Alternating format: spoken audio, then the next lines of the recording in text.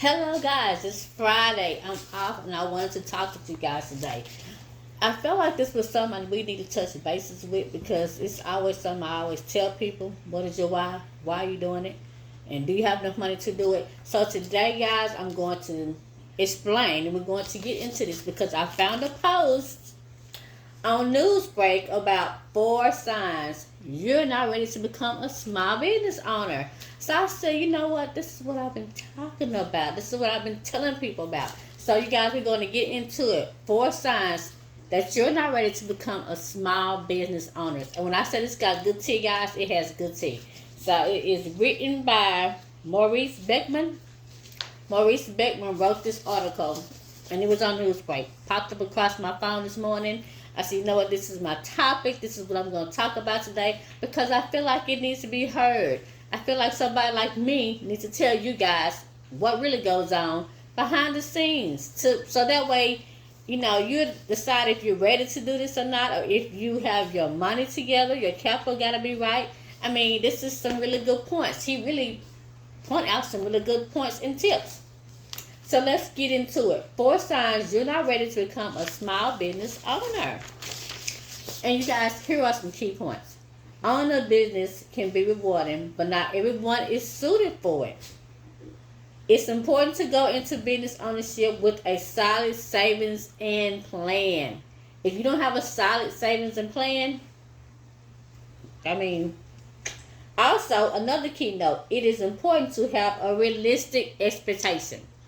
That's the whole thing to it, guys. You have to have a realistic expectation. So let's check it on that.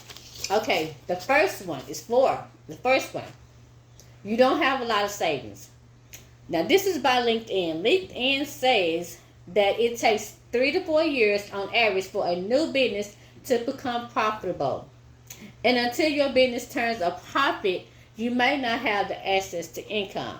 You guys, and that's the biggest thing is having access to income because, like I said in my other video, you got your house expenses along with your business expenses.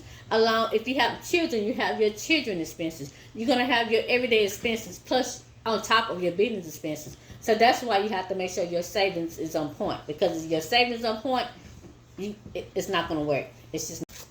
So anyway, guys, got to make sure your savings is on point. And that's the whole key to starting up your business. Make sure your savings is on point, you guys. So it says that's why it's important to go into business ownership with a solid level of savings. It may be feasible to stock up on enough money in your bank account to cover several years of living costs. Because like LinkedIn said, it takes 3 to 4 years on average for a new business to even turn a profit, you guys. That's how long it takes, period. Your first year is going to be hard. Your second year is going to be terrible. Your third year, you just over that breaking point. So it takes that long to even turn a profit. So at least 1 year's worth of 1 year's worth of expenses may be reasonable. That means you got to save a whole year worth of expenses to get you over that first couple of years, that first year anyway. Okay, and that's the first option. That's the first sign that you're not ready to start your business. The second sign is you're looking to turn a quick profit. It is important to have a realistic expectation when you're starting a business. If you're not aiming to turn a profit within a few months, you may want to rethink your plans. Since you just learned that it can take a lot longer than your company bank account balance can grow. So one thing you might want to think starting a business is the timeline. Make sure your timeline, guys, is adding up with your funds. Because, if your funds not adding up and you don't have enough funds to carry you over for that next year, you guys, you're really going to have to work a lot harder. That's why when you start a business, don't look to make a quick profit because you're not going to make a quick profit. You got to make sure your bank account can sustain the growth system of you trying to grow. So don't look to turn a quick profit. So it also says one thing you might want to do before starting a business is set a timeline, mapping out your goals You might tell yourself that you'd like to break even in about 2 years, or be enjoying a profit by 3 years. Set your goal, guys. That's why you gotta set your goals. But if you're not willing to be patient, then you may want to stick to your current job so you don't have to see yourself disappointed. You guys, I see myself disappointed all the time, but I know it's a bigger picture at the end. I mean, I have my timeline, and luckily for me, I have people around me that do businesses. My stepson has a couple of businesses. You know, he know people that have businesses. Luckily, I have a group of people around me that knows how it goes. My husband had a couple of businesses. He know how it works, and he always tell me, well, Phil, you know it's going to take you at least 5 years to make a profit. You're going to struggle your first couple of years. He always tell me that. And you guys, it's a struggle. My first year, you know, we had our money put back. You know, we sold a couple of houses. You know what I'm saying? We had took what collateral we had, and we turned it so we can have the money to buy all these things.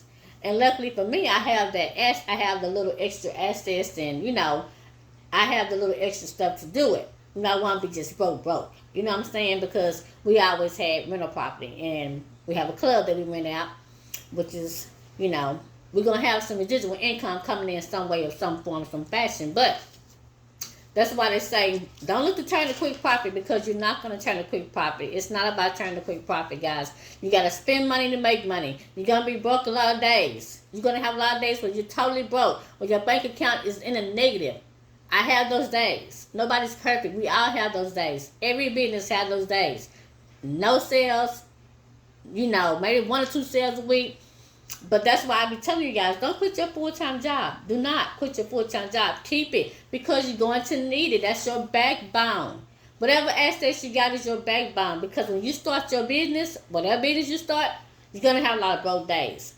CEOs don't become rich overnight, baby. It takes a lot of blood, sweat, and tears. I be up all night wondering, like, I got to get this roof fixed. I got to, because it's leaking. I got to spend extra money there. I got to put these scrubs on hold, because that money I going to spend for scrubs got to go towards getting the roof fixed. I mean, guys, it's a lot of expenses that come with it. Day-to-day expensive. And then I have household expenses. So do not look to turn a quick profit, because it's not going to happen. It's not going to happen.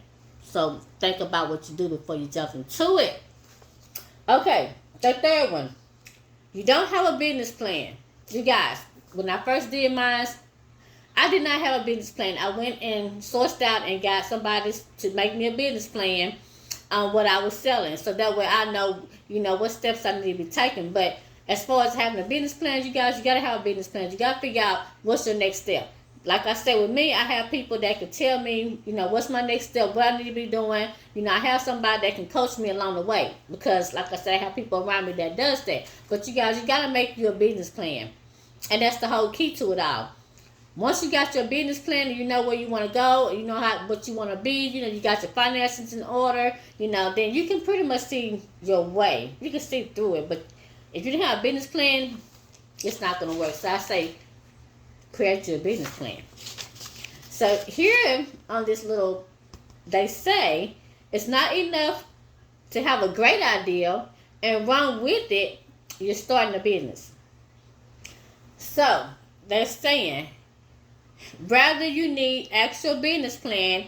An official one can refer to you. Can refer to as getting you your venture up and running, getting your gear up and running. So you need to get your business plan, you guys. Your business plan should include details as your business strategy, marketing, the service you provide, your estimated expenses, your anticipated challenges, your strategy for marketing, your product, your estimate expenses, your anticipated challenges, your strengths and your weaknesses. So you guys, I mean, the business plan I had got drawn up, it meets my standard, but you know, my business plan is like, I pretty much just go with the flow. I mean, I tally up my expenses. I know how much I'm going to end up spending a month, you know, unlike the unnecessary money that's coming out of my pocket. You know, and this is my first year, so I'm just going with the flow because the business plans that I did get written up, I try to go by that business plan, but sometimes it don't work that way. I mean, everything changed. And so, good thing I have my stepson or my husband to refer back to, and they could tell me, okay, you need to do this, you need to do this. I have them to help me out. So, it says it could pay to hire a consultant to help you map out your plans. Yes, you'll be spending money, but it can help set you on the road to success. Because you guys, anything in your business, you're gonna spend money. I don't care what it is. I don't care if you hire a consultant or get somebody to tell you, you're gonna spend money. Either way it go. But me myself, I didn't hire a consultant. I just mapped out, had somebody write me a business plan on what I was selling, and and she asked me a couple of questions about where I wanted to be in 5 years, what goals I wanted to set. And you guys, some of them goals I have set, and some of them I haven't set. So, I mean, you pretty much need to write down your plan on what you want to do, because she had me write down me a plan, at least a 5-year plan. My goals, my strategies, how I was going to market my items, So I had to write down a whole strategy plan, and I had to send it to her. And so we just went by what I wrote down. And then she did a couple of little estimates to sell, on how the market run. And, I had to write down how much was my scrubs going to be. So we had to write down how much my scrubs going to be and how much I was going to sell my scrubs for. So I had to write down me a business plan. I had to send it to her, and I paid her to fix it up for me nice and neat. And I sent it to her, and she fixed it up about where I was going and what I targeted. So you do have to write down your business plan, because I did have to write down me a business plan, and and I gave it to her, and she just put it together for me. So do I go by that business plan? Not really. I just do a day-to-day thing. I figure out what I need to get done, and I know what my expenses is going to be, and I know what my day-to-day process is going to be. If I need to go work extra days at the job, I will go work extra days at my full-time job to get the extra money I need. But you guys, you got to have a business plan. But if you're not willing to invest time, effort, and maybe a little money into that plan, then you might not be ready to own your own business yet. Got to be ready. You got to be ready to invest. And you guys, number 4, you don't have a lot of self-confidence. You guys, when you try to be your own boss, you try to have a business, you want to be out there on Front Street with your storefront, you got to have the self-confidence. Me, I had the self-confidence because I believed I could do it. I'm a people person. I could talk to anybody. I have been put in several situations. I can ease my way out of it. But you got to have the self-confidence. The self-confidence of believing in yourself and believing that you can do it. That's a big part of being successful as a small business owner, is having confidence in yourself.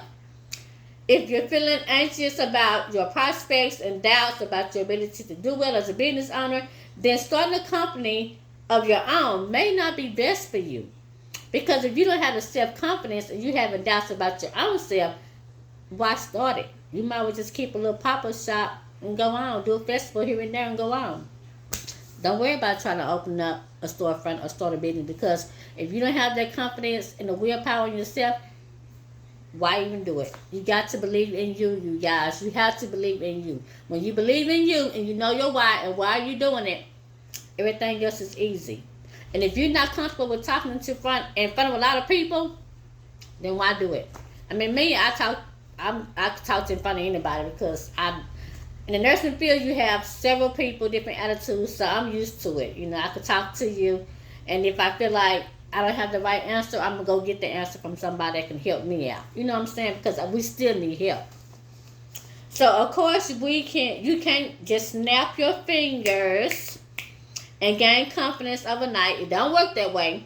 You have to gain confidence. It's going to take you a minute to gain that confidence, because you're going to be in front of a lot of high people. Sometimes you might not be. Rather, guys, it could just mean that it's not a good idea for you at this time and moment. You need to address your specific shortcoming, whether it's lack of savings, planning, or self-esteem.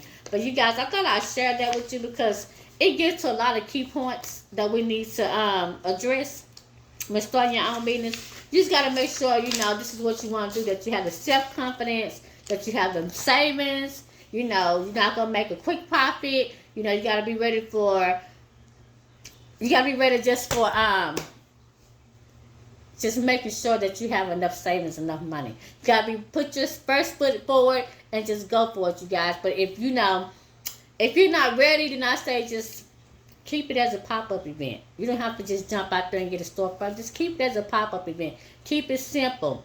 Build up your self-esteem, build up your customers, build up your clients, build up your trust so people know that they can trust you. That's basically what you got to do. Once you build up your self-esteem, your client, your bank account, and you think you might be ready to start this storefront, then hey, there's nothing wrong with trying, because, in life, everything is not going to be just positive all the time. I mean, you're going to have some failures. It's not going to be just glorious all the time, you guys. But I thought I'd share that little small detail with you, and to let you know these are the signs that you might not be ready to start your business. And if those signs refer to you, then I say figure out your weakest point and grow it.